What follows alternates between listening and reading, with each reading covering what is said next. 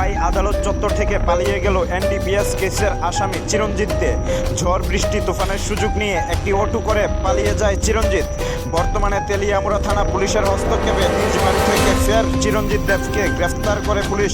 NDPS কেসের আসামি চিরঞ্জিত দে খোয়াই আদালত চত্বর থেকে পুলিশের চোখে ধুলো দিয়ে কীভাবে পালিয়ে তেলিয়ামুড়া স্থিত নিজ বাড়িতে আসে সেই বিষয় নিয়ে তেলিয়ামুড়া থানায় বসে গ্রেফতার হওয়া আসামি চিরঞ্জিত দে নিজ মুখে কি স্বীকারোক্তি দিলেন শুনুন। বুঝছি না, চিরঞ্জিত দে কোন জায়গায় বাড়ি? কিসের জন্য তোমার ধরছিল? আর আমার একটা ওয়ারেন্ট বাড়ি ছিল, আমি হাজিরা দিচ্ছিলাম। তারপর ওয়ারেন্ট বাড়ি আসতে পারলাম, তারপর আমার কইতে বাইক গাইছো? কোর্টেতে বাইক গায়ে পড়ছো? পুলিশ তোমার ধরা করছে না? না, তেলিয়ামুড়া এসে মানে এখানে কি জেসি পুলিশ ছিল, জেল পুলিশ ছিল তোমার সাথে? তারা তোমার ধরার চেষ্টা করছে না? করছে। আমি বাইকে কেমনে বাইক গাইছো? কোন সময়? আজকে 2টা 2:30 কিভাবে আইছো তেলিয়ামুড়া? গাড়িতে অটো গাড়ি।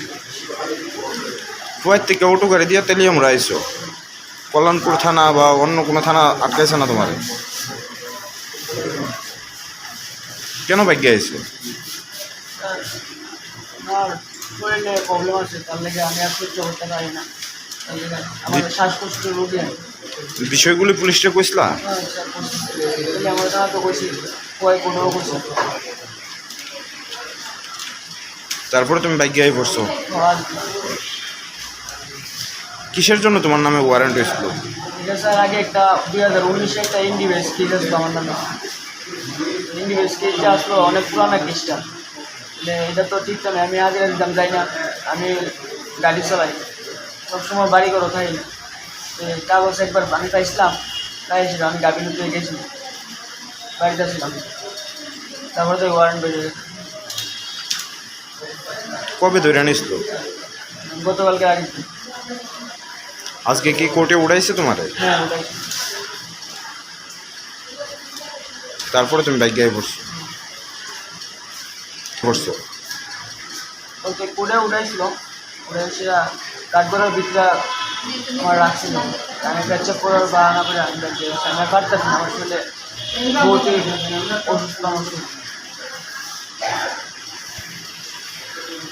ওখানে কোন জায়গাতে ধরছে তোমারে? তেলিয়ামুড়া আমার বাড়িতে। বাড়িতে আই পড়ছিল? কোন সময় ধরে আনছে? কয়টার সময় মনে করো? 3:30। তোমার বাবার নাম? চন্দন দে। কি করে? গাড়ি চালাই। তুমি কি গাড়ি চালাও? আমি মারুতি। তো ওয়ারেন্ট হয়েছে, তুমি বাইক গায়ে পড় লাগে? স্যার আমার শরীরে বহুত অসুবিধাও, আমি একদম শ্বাসকষ্ট রোগী, কানের রোগী। তারপরে তো আমি বিয়ে করছি 8-7 মাস হয়েছে। মোটার দিকেও চাই স্যার, তারপর